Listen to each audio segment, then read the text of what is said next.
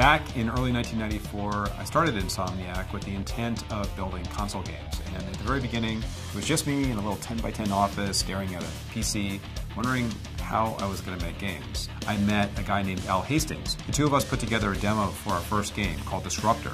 We took a trip up to LA and met with some folks at Universal Interactive Studios. And the first thing we did after we signed that deal was to bring on Al Hastings' brother, Brian Hastings, who became a third partner in the company. And that's how we started. Right now, we're close to 250 strong. We've got offices on both the East Coast and the West Coast, and we love making games.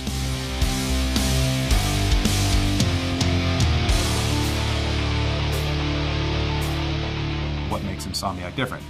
What I hear frequently is, it's the crazy weapons, or it's the somewhat off-center games, or the stories that you tell, which is fantastic. We love that, and it's really fun for us to put out continually different games for players to experience. Internally, though, we really focus on collaboration. One of my favorite games was Sunset Overdrive.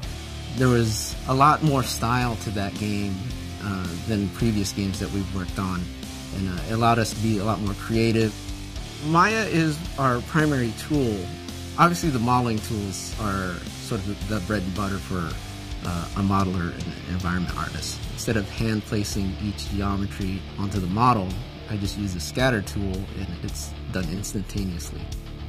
It actually is what allows our company to not only develop the geometry that we need for our pipeline, but it allows us to export it and get it into our proprietary game engine. To be successful, I think you have to be talented, you have to work hard, you have to be able to work within a team.